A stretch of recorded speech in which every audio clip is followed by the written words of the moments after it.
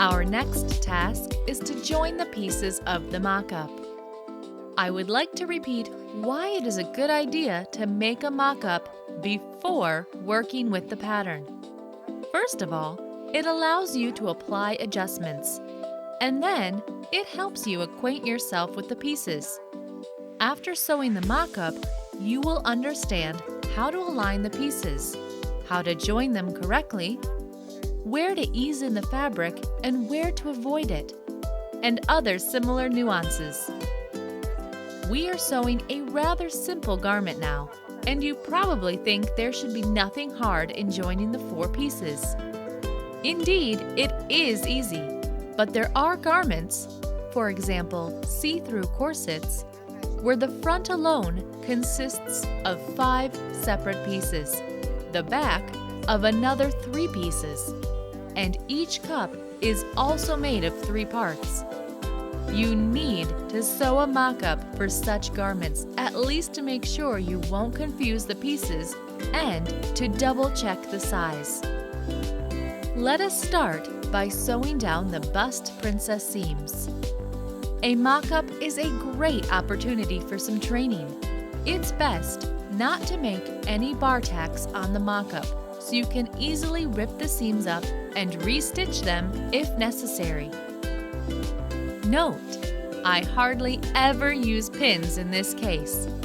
You may pin the pieces together in certain rare cases when it's impossible to avoid it. But even if such is the case, I definitely do not recommend basting them together.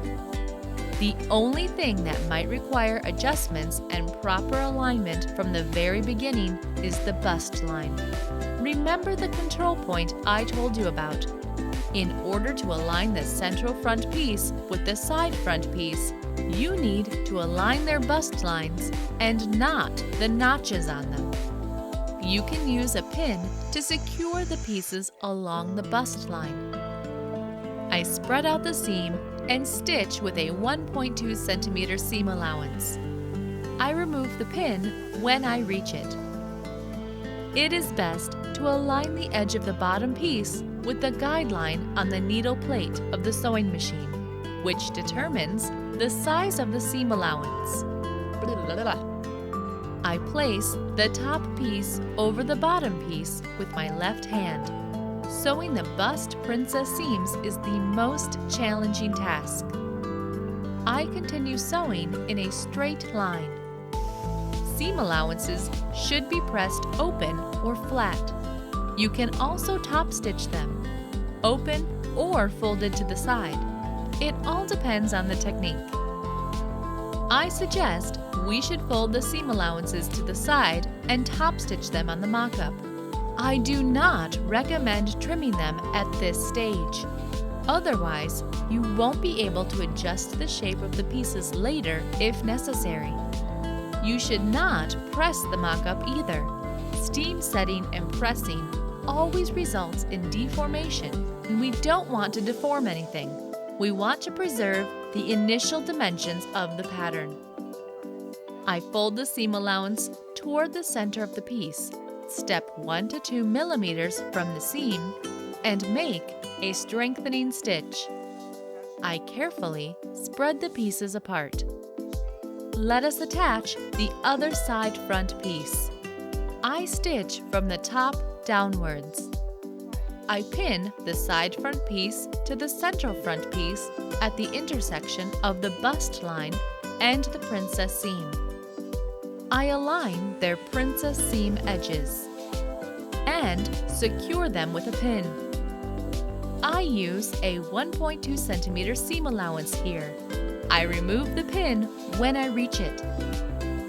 And I do the same thing I did just before. Align the edge of the bottom piece with the guideline on the needle plate and adjust the other piece on top of it with my left hand. It's how you sew down the bust princess seam of a corset pattern. There is no need in basting or anything like that. Next, I fold the seam allowance toward the center and top stitch it. It doesn't matter now whether you stitch from the top down or from the bottom up. The most important thing is to spread the seam allowance well to prevent it from curling up. Do not stretch it. Simply spread it out carefully. It is very easy when you're working with cotton fabric. I have assembled the first half of the mock-up. Now I need to assemble the other half of the mock-up, the back, just the same way. There are no particular tricks about sewing down princess seams. It is important not to confuse the right half of the back with the left one though. And it's easy to get confused because the fabric looks the same from both sides. It has no right or wrong side. Let me share a trick which will make it impossible to get confused here. After reaching the end of the first half of the back, I put the pieces on the other half of the back next to it in a vertically mirrored fashion. See here. This way, I can be sure I won't confuse the pieces. I top stitch the seam allowance. It doesn't matter to which side you fold it in this case.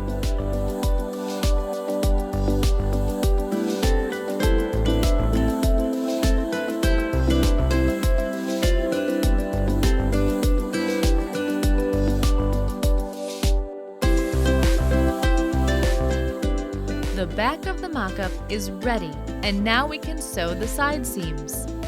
Remember that the side seams are sewn with a 2 centimeter seam allowance. It's up to you whether you want to top stitch the side seam or leave it as is.